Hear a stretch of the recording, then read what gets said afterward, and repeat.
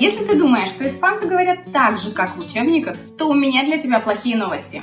Ты можешь учить фразы, которые тебе предлагают учебники, типа «Buenos días», «Cómo está usted?», но испанцы так не говорят.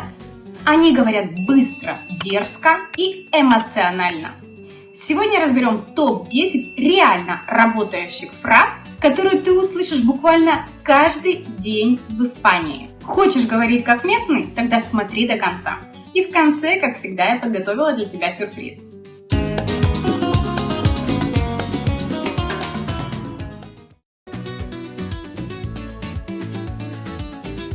Первая фраза. Venga, va.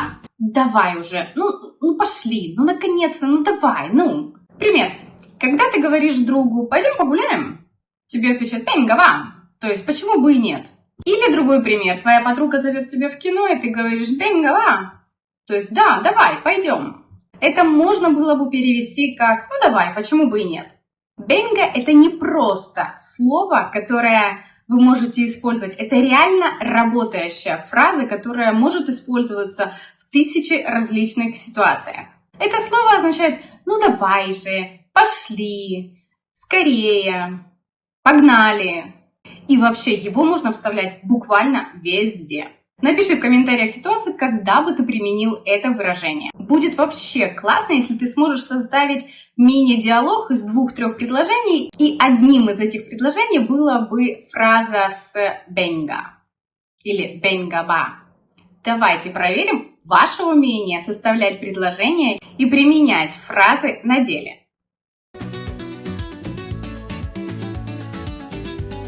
Фраза номер 2. Que fuerte. Ее можно перевести как «вот это да» или «офигеть». Новость. Моя соседка уехала в отпуск и оставила кота в доме на 2 недели, без присмотра. Испанец вам тут ответит «que fuerte».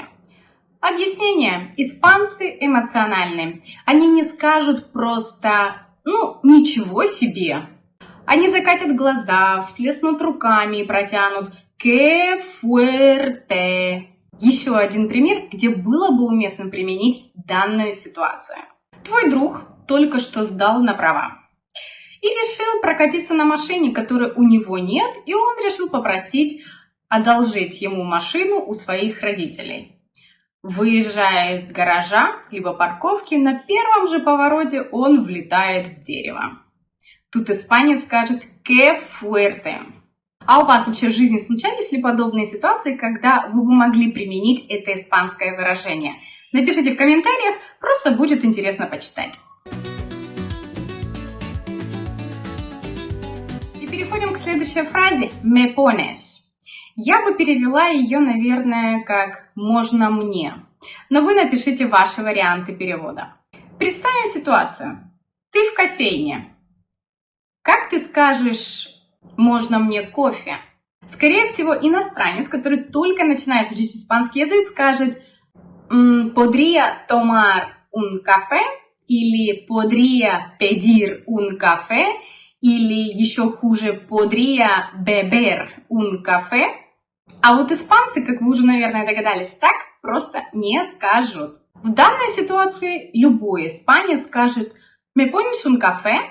И да, забудь вообще про учебное quisiera. Его пишут везде, в любом учебнике. Как будто бы испанский язык только состоит из этого quisiera. Его вставляют в любые упражнения, в любые диалоги, любые пособия по изучению испанского языка просто включают это слово. Но оно не применяется вообще в Испании никогда. Ну, не никогда, конечно. Конечно, его мы здесь тоже применяем, но не так, как прям это пишут в учебниках. Скорее всего, в подобных ситуациях будет использовано me pones. Так что, если вы хотите звучать как настоящий испанец, лучше используйте именно эту фразу, когда вы заказываете еду в ресторане, когда вы находитесь в баре, в кафетерии и так далее. Если вы хотите проявить дополнительную вежливость, скажите por favor.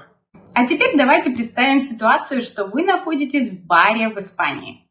Что бы вы заказали? Напишите те напитки, которые, по вашему мнению, закажут именно испанцы. Давайте почитаем, насколько вы знаете испанский менталитет и культуру страны Испании. А я обещаю, я потом отвечу в комментариях, либо создам shorts на эту тему. В любом случае, ответ вы от меня получите. Двигаемся дальше. Фраза «no pasa nada». В переводе означает «ничего страшного», то есть дословно «ничего не происходит». Если вы находитесь среди друзей, скорее всего, вы ее переведете как «да забей», «да неважно вообще», не обращая внимания. Представьте ситуацию, вы идете по улице, у вас куча пакетов, и нечаянно пакетом вы задели кого-то. Испанец повернется и вам скажет «ну, pasa nada», ничего страшного, потому что он понимает, что вы это сделали не специально. Вообще, эта фраза – это как суть испанского менталитета. Здесь, несмотря на то, что испанцы очень эмоциональны, но в таких вещах они вообще не психуют, не обращают на это внимания, понимают, что это мелочи, и они довольно-таки доброжелательны к людям, поэтому такие ситуации всегда списываются как «ну, pasa nada». Кстати, даже если в ресторане получилось так, что на вас кто-то нечаянно опрокинул бокал вина, скорее всего, испанец, хоть и по лицу будет написано совершенно другое, но он вам ответит «no pasa nada». Вот вам еще один пример из уже моей личной жизни. Мама одноклассника моего сына, когда девочка пришла после очередного экзамена, и мы стояли, забирали детей со школы, сказала, что наделала много ошибок в экзамене, на что мама ответила «ну, pasa nada». А как бы вы отреагировали в такой ситуации? Вообще, ругаете ли вы своих детей, если они допускают ошибки, либо приносят нехорошую оценку, по вашему мнению? Пишите в комментариях, давайте делиться родительским опытом. А вот сейчас я бы хотела разобрать две похожие по смыслу, то есть свои вроде того, как синонимы фразы. Одна из них считается вульгарной, а вторая культурной. И одну из них нельзя вообще применять в культурном обществе, потому что это считается нарушением любого протокола, этикета и так далее. А вторая считается довольно-таки допустимым в культурном обществе. Первая фраза «ostras» и вторая «madre mía». Первая фраза «ostras» — это совершенно не про устрицы, которые вы могли подумать. Она переводится как «офигеть», «вот это жесть», «ну вообще капец». Любая из этих формулировок подходит под перевод этой фразы. Вторая фраза «madre mía» подходит вообще, это универсальная фраза, подходит для всех случаев жизни. Ее говорят даже дети.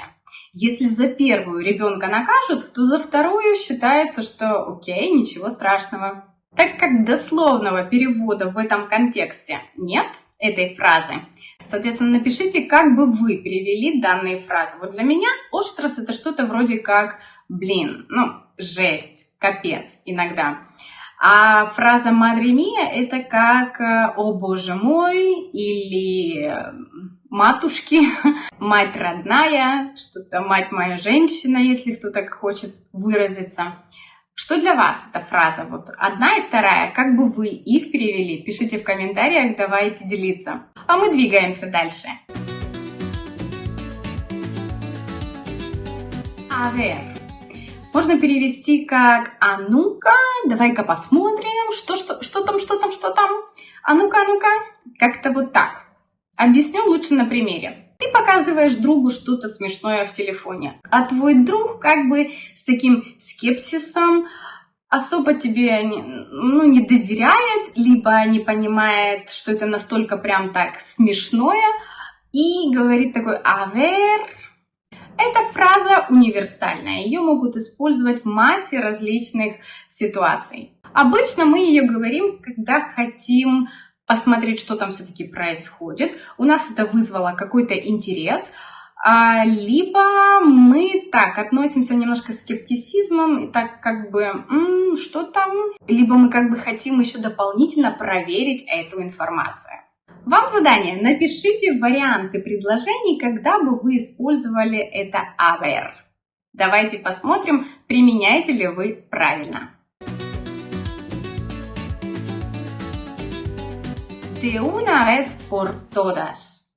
Перевести можно как «ну все, пора», «давай уже», «ну наконец-то», либо в конце-то концов. Например, ты откладываешь изучение испанского языка уже несколько месяцев, и в итоге твоя мама, допустим, подходит и говорит: «De una vez por todas, apréndelo».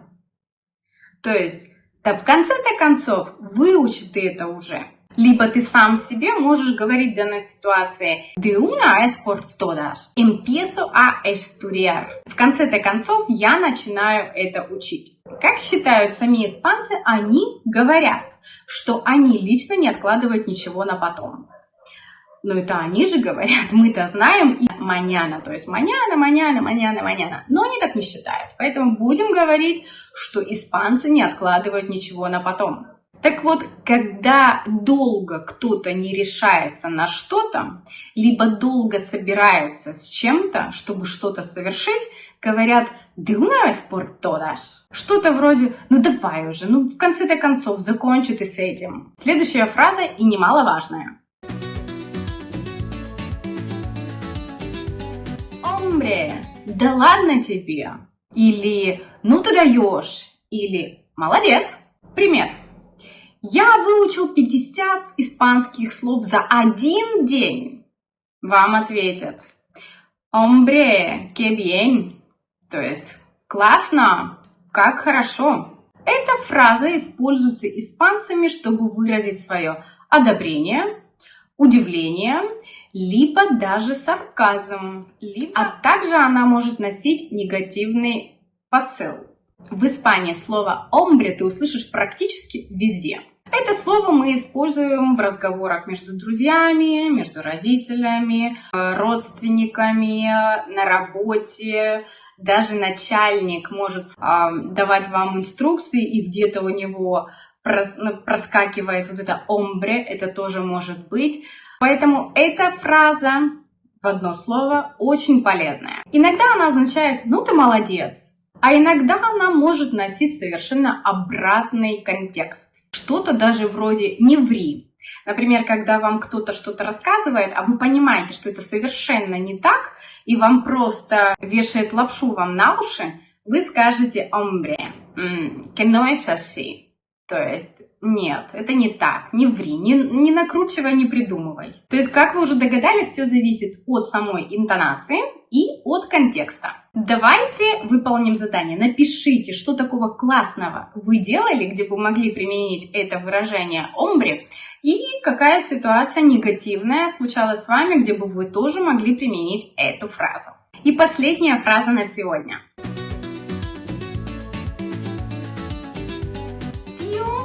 Тия.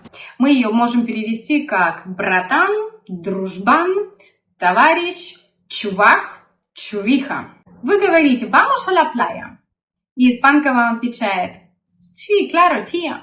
В Испании «tío» или «tía» это не только дядя или тетя, что тоже так переводится.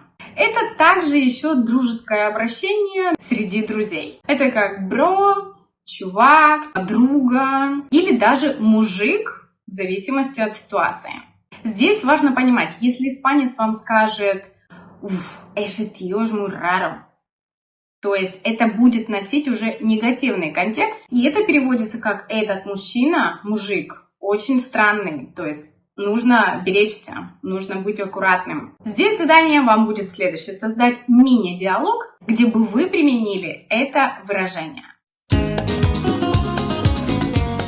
Вот и все, теперь ты знаешь 10 фраз, которые испанцы говорят буквально каждый день. Напиши в комментариях, какое из этих выражений тебе понравилось больше всего, и ты бы реально применял его на практике. А какое тебе кажется странным, необычным, либо неприменимым, тоже напиши. И если ты хочешь выучить испанский язык, подписывайся, ставь лайк и делись этим видео с друзьями. В данном видео я дала вам много заданий и много слов и фраз, над которыми стоит поразмыслить. Кто-то скажет, что я сильно вас загрузила, а кто-то из хейтеров скажет, что я просто набиваю так комментарии.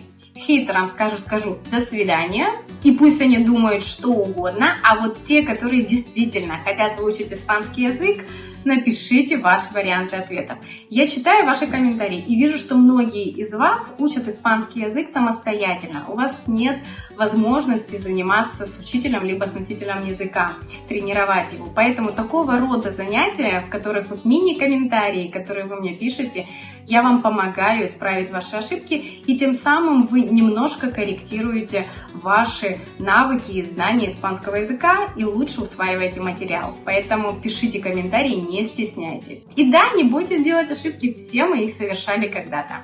И как я вам обещала, те, кто досмотрел меня до этого момента, если вы желаете ускорить изучение испанского языка и вы хотите знать 500 испанских слов и фраз, которые чаще всего используются здесь, напишите мне под этим видео в комментариях кодовое слово «Учу испанский», и я отправлю вам ссылку, где вы сможете скачать мой сборник. Помните, что на этом канале каждый вторник выходит новое видео, каждую пятницу выходят разборы испанских слов и фраз, а также подборка таких слов. А те, кто хотят углубиться в изучение испанского языка, могут переходить в раздел «Сообщество». Там каждый день выходят новые слова и фразы, которые мы разбираем и которые вам будут полезны для общения с испаноговорящими людьми. А на сегодня это все. До встречи на канале. Hasta pronto!